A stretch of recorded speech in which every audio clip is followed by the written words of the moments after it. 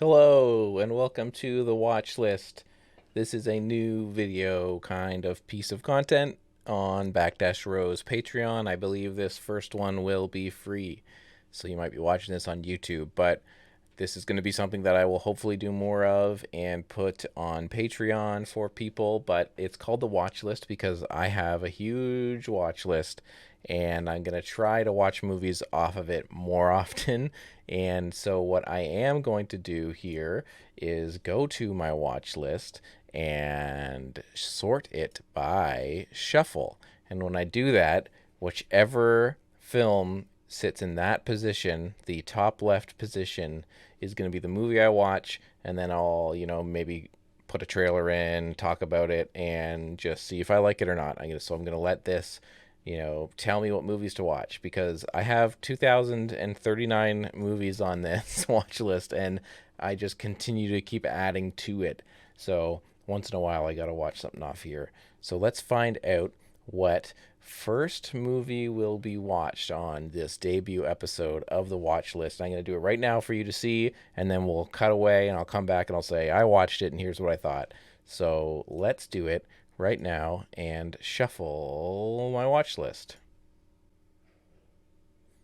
Love Letters. Let's see, directed by Amy Holden Jones. Amazing. Sometimes it's right to do the wrong thing. After discovering a box of old love letters sent to her mother by a mysterious stranger, Anna, a young radio DJ, begins a torrid affair with a married man. Burning attraction brings them together, but the reality does not come close to the passion expressed in the letters. Wonderful. I am a big fan of Slumber Party Massacre, but also The Rich Man's Wife. So, see how this movie goes. I think they're trying to make it look a little bit like a slasher there. I think from the sounds of it, when I look at the genres, it's more of a drama romance. So I'm not so sure about that. But I'm excited to watch this. Amy Holden Jones, a film from them that I have not seen, also written by. So let's check out Love Letters from 1983 and talk about it.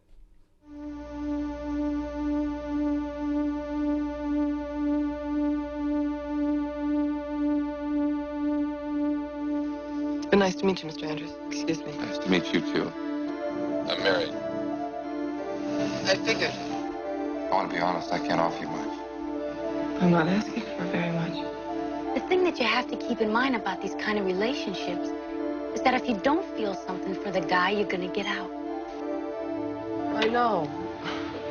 Believe me, I know. If he's so great, what if you fall in love with him? That's all I'm asking. I'm in love with you, damn it. That's the problem. I'm trying to do something about it because I can't be in love with you and you know it. You got a boyfriend, Anna? And I've been thinking about you.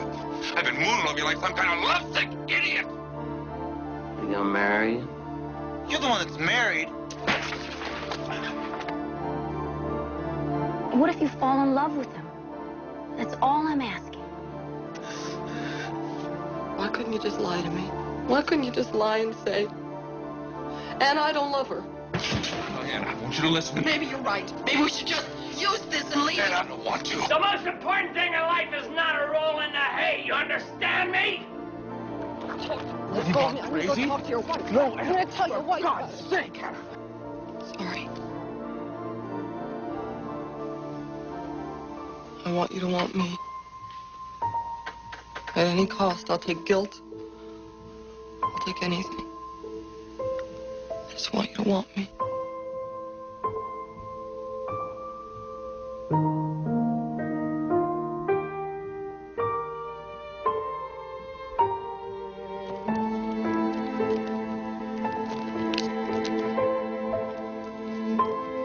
Jamie Lee Curtis, James Keach, Love Letters.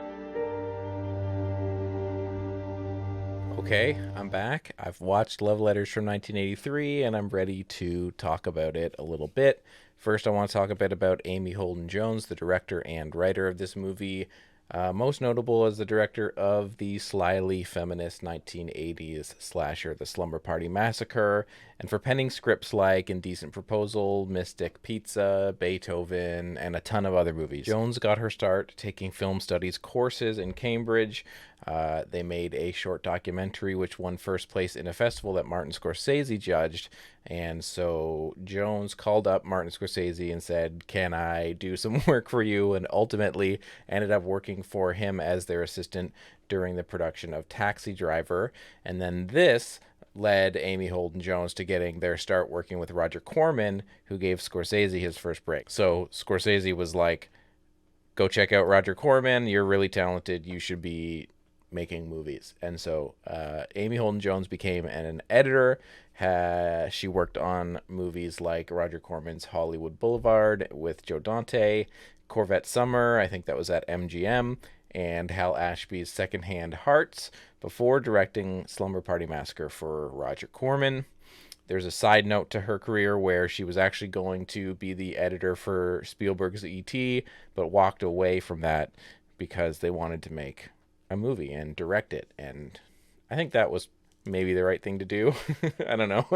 After Slumber Party Massacre, Amy Holden Jones wrote the script for Love Letters after rediscovering old letters that she wrote to her husband. And the movie is like a direct attempt to subvert the other woman trope in films.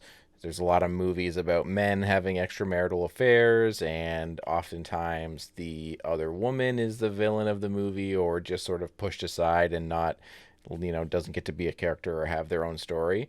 There was almost none that had really focused on the other woman's perspective. And so that was exactly what Amy Holden Jones was trying to do with Love Letters in 1983. So here, Jamie Lee Curtis plays Anna, a radio DJ who discovers her mother's love letters from a decades-long affair shortly after she has passed away. And so this revelation sees her basically like recreating the affair with a married man played by James Keach. It's this kind of like, I don't want to say self-destructive, but it's just this kind of like grieving process thing where she realizes, okay, I've bumped into this guy and he's married, and I'm going to just approach this, and I'm going to see where it goes. And I'm going to start to like sort of just explore this area, of this like married man and having a relationship with him just because I can. And also because it's kind of a grieving process thing. And it's a painful movie in a lot of ways, not only because it's about affairs and relationships, but also because it's about the cycles of abuse and her relationship with her grieving but abusive alcoholic father. And so there's a lot of like dream sequences about this stuff. And Jamie Lee Curtis is so amazing and fantastic as Anna. And Amy Holden Jones takes a movie that could have been about like too much. Like there's so much going on here about why is she doing this? Why is she making these decisions? What about her past is influencing this? And like I said, the abusive father. And then also she has friends played by like Bud Cort or Amy Madigan. And so they are kind of like in and out of her life as well.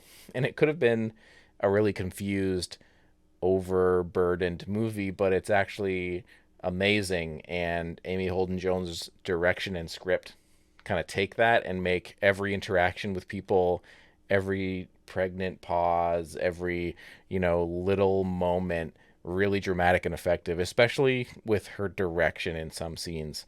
So there's like a scene where we don't see anybody. We just see these Polaroid pictures that James Keach's character is shooting of Jamie Lee Curtis, and we hear they're talking, and you see these photos as she's changing her like attitude and facial expressions in the photos. There's a lot of really great cinematography in the movie and some really great Los Angeles locations, especially Jamie Lee Curtis's house. She's neighbors with Amy Madigan, and it's like right on this kind of like LA River sort of scene, and they like feed the ducks and stuff, and it's just a really, really great looking movie. Really the only negative thing that I could say about the movie has more to do with Roger Corman, who has this classic request of always needing like violence or nudity or something in order to be able to sell the movies. And so Roger Corman agreed to make this movie, which was Amy Holden Jones's like non-horror follow-up to her directorial debut. But of course, Corman was like, you got to have some nudity in this thing. And Amy Holden Jones would go on to say, quote, "It's actually the one thing that troubles me about it. I find some of the nudity really gratuitous, but it was the price we paid to get it made." And I wouldn't say that's like overly gratuitous, but you know, this is a movie about like a woman who enters into an affair. And so obviously like sex is a part of that, but it does feel like it's kind of just there because it had to be. And so if Amy Holden Jones is a little disappointed with that, I guess I can understand that. Because it doesn't really seem to, like, you don't get the sense of the passion between the two of them. They just kind of feels like it's there to be there. But otherwise, that's the only thing. Otherwise, this is like a super terrific movie.